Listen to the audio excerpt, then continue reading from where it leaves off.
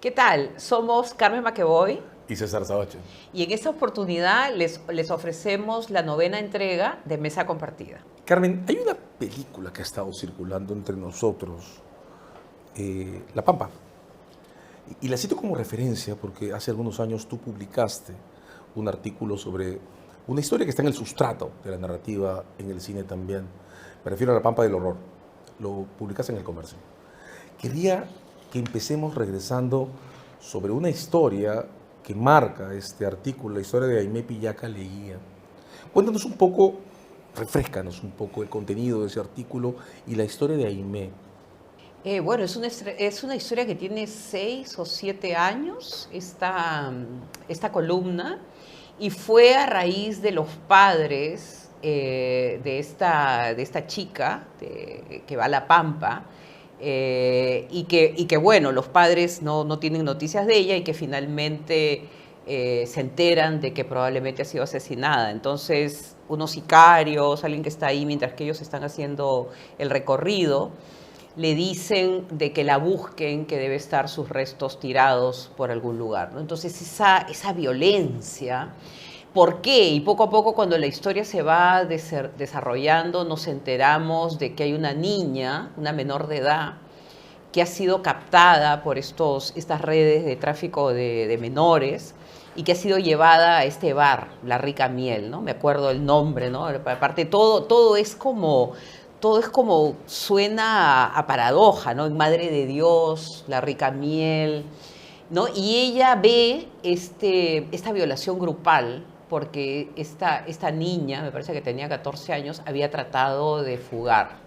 Entonces ella la ayuda, y eso fue lo que a mí me conmovió, ¿no? Que en este mundo de horror hay este sentido de solidaridad, ¿no? Ella la ayuda, me parece que le compra un pasaje en el bus y logra que ella escape, pero ella comete el error de regresar, ¿no?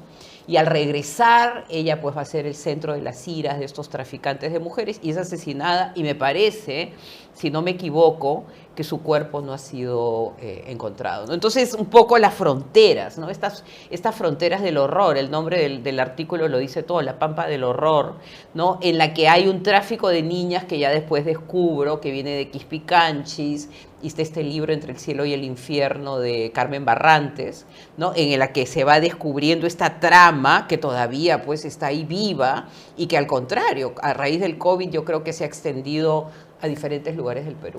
La historia de Aimé Pillaca es sin duda una historia que debe hacernos regresar a lo que significa Madre de Dios. Es una joven que hacía deportes, practicaba deportes en Lima, era boxeadora. Y ella hace el ciclo inverso, ella va de Lima hacia Madre de Dios, eh, entiendo que recomendada por un amigo suyo que trabajaba en esos ambientes, intentando, uso comillas, hacer algo de dinero, y se encuentra con esta historia del horror del tráfico de niñas que no van voluntariamente, sino que son captadas y trasladadas a Madre de Dios a ser explotadas con esa agresividad, y ella la saca. Hay un entrar y salir que desemboca en su desaparición, en un no estar. Exacto. Pero hay una historia de tránsito hacia esto que nos hemos representado como una suerte de frontera virtual, ¿no? Esa especie de selva oscura que es La Pampa respecto al resto del país. ¿Cuánto nos dice esta historia, que es una historia de dolor también, sobre lo que estamos haciendo en términos de construir fronteras interiores que al mismo tiempo son trasvasadas, que separan la legalidad de lo no legal, la protección de lo no protegido? Y el caso de Aimé es tan conmovedor porque tiene una niña de 4 años, ¿no? Entonces es una madre que va a trabajar estacionalmente, ¿no? Con estas historias de que vas a trabajar en un restaurante, y terminas entrando pues en este círculo del horror, ¿no? Y pensaba mucho a raíz del fallecimiento de Cormac McCarthy, ¿no? De cuánto hay de la historia que él cuenta en Rojo Meridiano, Red Meridian, ¿no? De esta violencia, esta brutalización de las relaciones humanas y sobre todo las mujeres, ¿no? Las mujeres que están totalmente sometidas a esta violencia que no tiene, y como tú muy bien dices, y que viene de una economía, o sea que es una economía ilegal que el Estado ha permitido que lentamente crezcan estas zonas donde no existe ley, porque ahí no puede entrar, acuérdate que se trata de entrar la policía, los jueces están comprados o amenazados,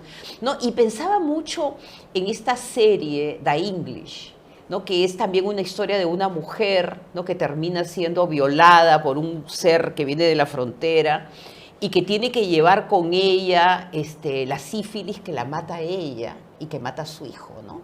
Entonces, cómo estas fronteras van permeando, ¿no? No es que el horror se quede en la frontera, no es que la violencia, sino que van permeando y van entrando a todo el cuerpo social. Y yo creo que lo que está ocurriendo en este momento en el Perú, con tráfico de mujeres en el centro de Lima o en las grandes ciudades, es que no hemos logrado contener, ¿no? Este tipo de relación de sometimiento y de violencia hacia las mujeres. Y sigue reproduciéndose en la selva, en Trujillo y en las ciudades. Entonces, está muy relacionado con la ausencia del Estado y con la autorización para que estas economías ilegales se sigan reproduciendo y que ya tomen, como los gamonales del siglo XIX, tomen el control político, económico y de relaciones sociales brutales en la frontera. Y eso es lo que está pasando en este momento en el Perú. De varias maneras te escucho, me queda la impresión que este borde se está convirtiendo en un territorio.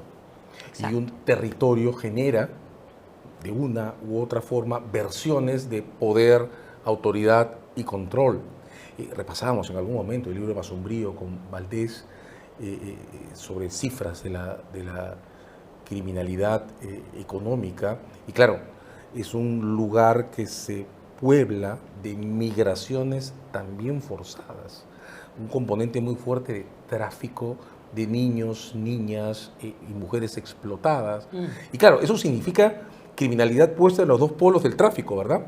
Porque para poder llevar a una niña desde el Cusco necesitas una organización conectada en el Cusco y en el lugar de destino. Madre de Dios, Cusco, Lima, Madre de Dios, para citar solo un caso de estas economías informales o un caso de este nivel de abandono del Estado. En la misma zona en la que lo comentabas, hace algunas entregas se desarrolló también la economía del caucho. Exacto. Otra forma de extracción violenta. Ahora, fronteras. Y estamos hablando de fronteras interiores. ¿Qué nos ha pasado como país para habernos fronterizado hacia adentro de esta forma? Se han creado circuitos, ¿no? Son circuitos que si tú te pones a pensar, esto estaba ocurriendo hace 6 años.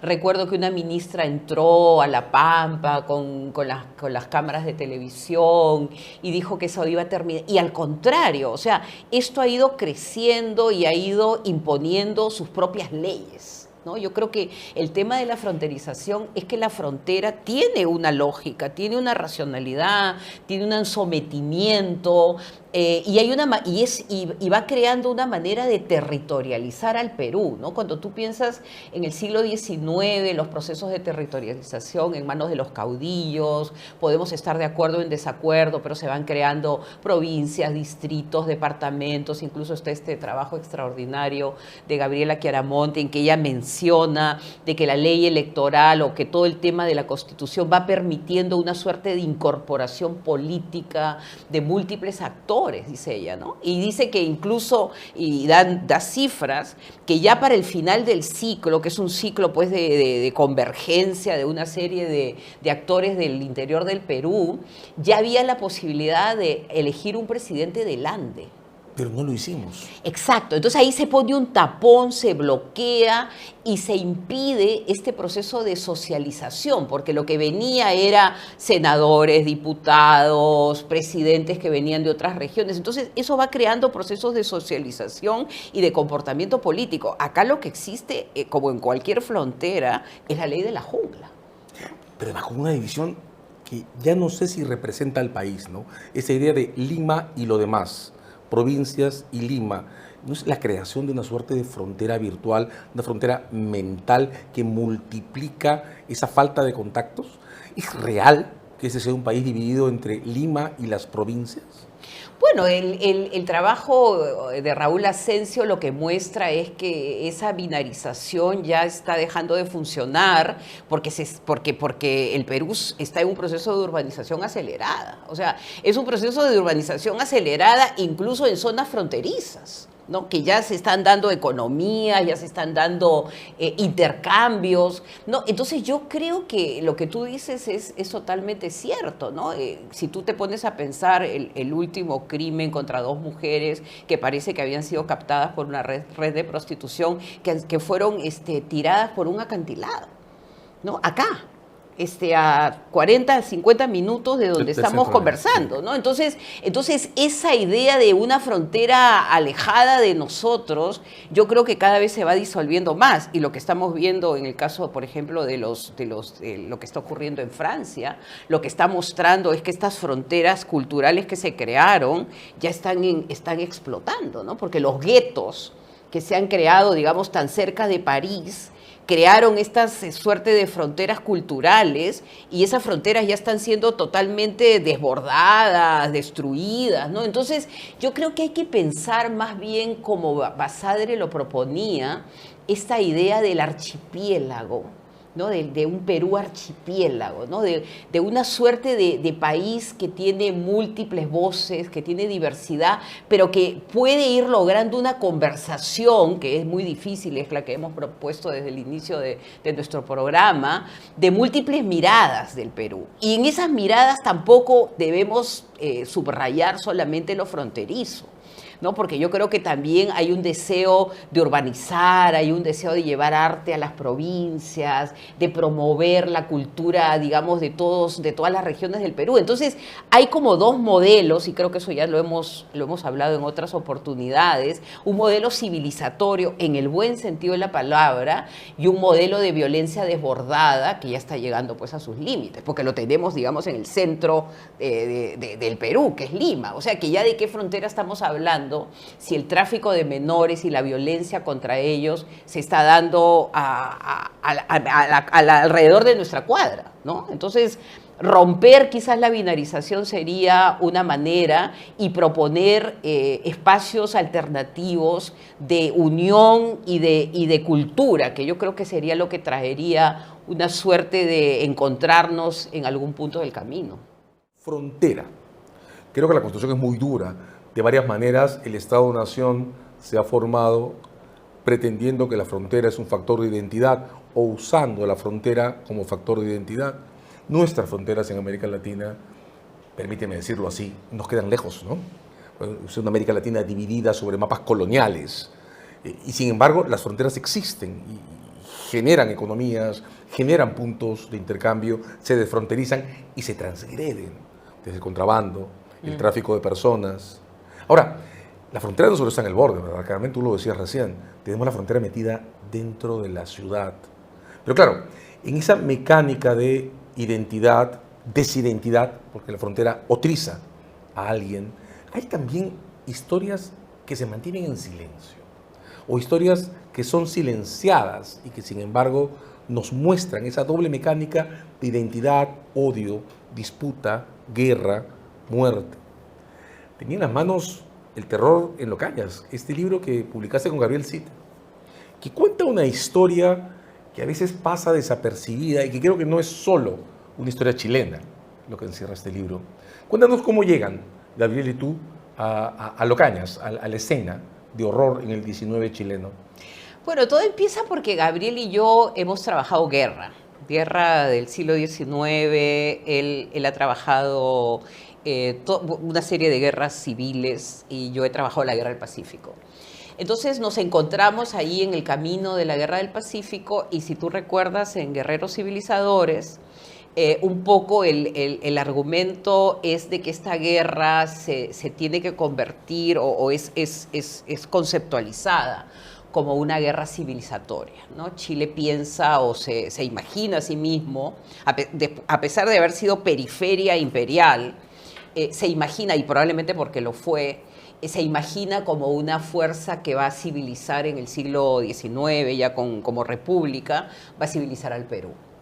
Entonces se plantea la guerra del salitre no en tanto recurso económico, sino recuperar ese Tarapacá para el mundo civilizado, ¿no? Y ese es el discurso que se ve en los periódicos. Entonces, con Gabriel, cuando estábamos haciendo nuestra investigación, ahí nos encontramos en Santiago y yo encontré un documento que era un poco el texto de este periodista que cuenta que van llegando los familiares a recoger a sus cuerpos, recoger los cuerpos de estos jóvenes que han sido asesinados en un fundo a 30 minutos de Santiago, en Locañas, y han sido asesinados por un contingente del ejército de ex veteranos de la Guerra del Pacífico, ¿no? Y a partir de ahí comenzamos a reimaginar la Guerra del Pacífico en términos de tiempos. O sea, hicimos una nueva cronología, si tú recuerdas, un poco es la idea de una nueva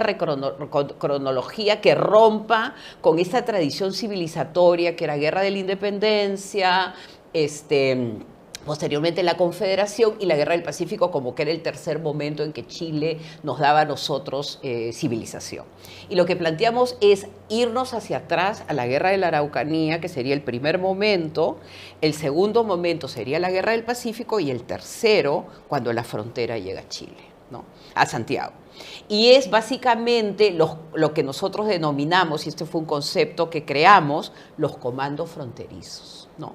Y los comandos fronterizos son estos soldados entrenados en la violencia más absoluta en dos guerras, en la Araucanía y en la del Pacífico, y que en un tercer momento llevan esa brutalidad al centro civilizado de Santiago, ¿no? Entonces un poco es el argumento de esta historia que muestra de que no la tienes ganada. O sea, cuando tú quieres declarar ante el mundo que tú eres una nación civilizada, que eres una nación en la que... Eso no es cierto. La construcción digamos, del esquema civilizatorio es permanente y cuando tú incorporas a estos comandos y son parte del gobierno en la moneda, cualquier cosa puede ocurrir, ¿no? Y es esta matanza que nos refiere, ¿no? Y que no lo decimos explícitamente, a centros de detención en la década del 70, donde se tortura, donde se mutila y después donde se ejecuta, ¿no? Entonces, por 48 horas es como que si tuvieras un centro de detención ahí en Locañas y mueren como 60 jóvenes guerrilleros que están participando en la revolución contra Balmaceda. Impresionan varias cosas en esta historia, ¿no? Una primera es el desplazamiento del aprendizaje de la guerra, pero de la guerra entendida como un matar. O sea, de varias formas el libro deja la impresión, y claro, el concepto frontera está planteado subliminalmente en la idea de los mapas y de los límites, pero encierra una historia sobre guerras. La guerra está legitimada en el derecho internacional en tanto tenga relación con esos bordes, en tanto las fronteras expresan el hecho de ser guerra, ¿no? La guerra del 19 eran además guerras físicas, guerra de bayoneta, guerra de fusil, guerra de cuerpo a cuerpo, ¿no? ¿Cuánto de violencia, Carmen, nos trae la idea de la frontera en ese aprendizaje de lo militar que también transita por el Perú? El 19 del siglo peruano es un siglo, hasta la aparición del Partido Civil, marcado por una presencia militar que resurge a partir de la caída de Leguía, la propia muerte de Sánchez Cerro en el 20. ¿Cuánto de aprendizaje de hacer la política desde la violencia trae la idea de la frontera, trae la idea de la guerra, y cuánto de eso se instala cuando empezamos a fronterizar nuestra ciudad? Los que viven en una zona no deben ir a los parques de la otra. ¿Cuánto estamos multiplicando violencia en las rejas dentro de la ciudad? Exacto. Es interesante esa escena en la que los veteranos de la Guerra del Pacífico, me parece que está Salvo, uno de estos generales que estuvo en la Sierra Central, cuenta de una cacería de indios, ¿no? Están estos generales y hay un indio que está corriendo, toman el rifle y lo matan, o sea, lo cazan, ¿no? Entonces, ahí te das cuenta de que la frontera le fue asignada a los militares como un espacio para que ellos expresen su violencia en los niveles más brutales, ¿no? Entonces, un poco que la tranquilidad, entre comillas, que tenía el centro, que tenía Santiago, dependía de estos desplazamientos a esta frontera donde los indígenas no eran seres humanos, ¿no? Se les animaliza, por un lado. Y por el otro lado, si recuerdas también, la quema de las rucas, lo que es el incendio, ¿no? Entonces ellos van a ser, como tú muy bien dices, entrenados, socializados en la deshumanización por un lado y por el otro lado en la apropiación de lo que les pertenecía a ellos a través de la violencia más extrema. Tú no me das tu tierra, yo te quemo tu ruca. Entonces nosotros hemos trasladado ese esquema en lo que va a ocurrir en la Sierra Central, ¿no? Con lo que ocurre con las represiones que se dan contra la guerrilla cacerista, pero también con los incendios de iglesias, con los incendios de Chorrillos, ¿no? Entonces se va entrenando en una forma de ejercer la violencia, pero que después, y eso justamente es la paradoja, la tragedia, ya no la puedes controlar, ¿no? Entonces importas violencia. Yo tenía mucho en la mente cuando estábamos escribiendo este libro lo que ocurrió con los soldados norteamericanos después de haber servido en Afganistán, después de haber servido en Irak, que llegan a los Estados Unidos pues o se suicidan o se matan entre ellos, ¿no? Hay una película extraordinaria con Tommy Lee Jones en el Valle de Ela, ¿no? En que estos soldados se comienzan a matar entre ellos. Entonces ya cuando tú das rienda suelta a la violencia, te retorna como un boomerang, ¿no? Y yo creo que es un poco la lección. Y lo más terrible es que la lección no se aprende porque se trata de cubrir, ¿no? lo evidente para la historia. Este es un libro que realmente ha abierto una discusión que esperemos continúe, ¿no? Porque es como la Guerra del Pacífico al final terminó siendo el punto de partida para una guerra entre chilenos en que murieron más en la guerra civil que lo que murieron en la Guerra del Pacífico. Los estallidos tienen una situación posterior, un post-estallido, que es el escenario en el que se plasma, se concreta todo el terror y el dolor de lo aprendido. Las fronteras implican una cuota de dolor que instalamos también dentro de nuestras ciudades cuando dividimos un distrito de otro con una muralla. Las murallas ya no están solo entre los países, las tenemos dentro también. ¿Cómo abordamos, Carmen, esta diferenciación, esta identidad hacia adentro, este odio hacia afuera y la cuota de dolor que estas historias imponen, multiplican? Yo creo que si recuerdas el antecedente de esta guerra es la guerra de palabras, ¿no? Si recuerdas cómo se comienzan a animalizar unos a otros, incluso están las caricaturas, ¿no? Entonces empieza, y probablemente esa es una lección a aprender, cuando ya no tienes el control en cómo tratas a tu adversario, ¿no? Y lo conviertes en un enemigo que primero lo eliminas virtualmente, ¿no? Primero se elimina virtualmente y después ya el segundo paso es la eliminación física. Entonces yo lo que creo pues es que lo que se tiene que promover, primero que nada, es la reflexión, y nosotros tenemos mucho que aprender probablemente de esto, y probablemente hemos hecho un trabajo mucho más acertado, ¿no? En el sentido de que hemos comenzado con la Comisión de la Verdad y la Reconciliación, que puede tener sus limitaciones, pero sentarnos otra vez a ver cómo la violencia termina por permear toda la sociedad. Y lo que crea, como tú muy bien dices, es un dolor inmenso sobre el cual tenemos que reflexionar. En el caso de este dolor, no se reflexionó, ¿no? Y si tú piensas en los estallidos que vienen posteriormente en el siglo XX, en Chile, en todas las matanzas de Santa María, en la zona salitrera, si tú piensas después en las represiones en la época de los 70, incluso el último estallido que ha habido en Santiago, es porque no se ha logrado no solamente reflexionar, sino que se ha seguido el proceso de binarización del otro, ¿no? El desprecio por lo indígena, ahí, por ejemplo, en el caso de lo que nosotros analizamos, es una guerra de clases, ¿no? Se plantea como, y si tú te das cuenta, cuando entran la tropa a Locañas, mueran los futres, mueran los ricos, ¿no? Entonces ya había permeado el discurso, no solamente era el discurso de la violencia fronteriza, pero ya se había unido a la lucha de clases, ya se había unido a y aparte al desplazamiento de estos soldados que sentían que el Estado chileno no les había dado lo que ellos les correspondía después de la Guerra del Pacífico. Entonces hay todo un tema de movilidad social que se mezcla con otros elementos nuevos y que crean una receta para el desastre. La violencia tiene como contraparte el dolor. ¿Regresaremos a hablar de historias de dolor?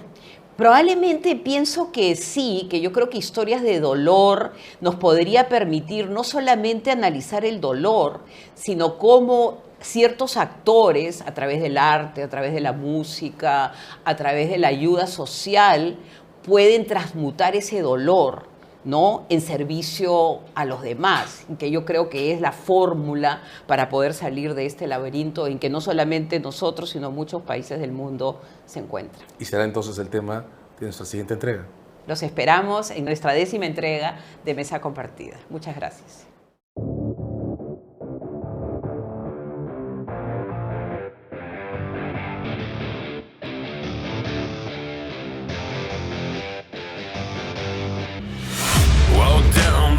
Cause you're leading, impossible to fade.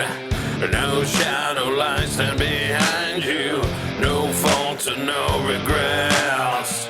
It's time.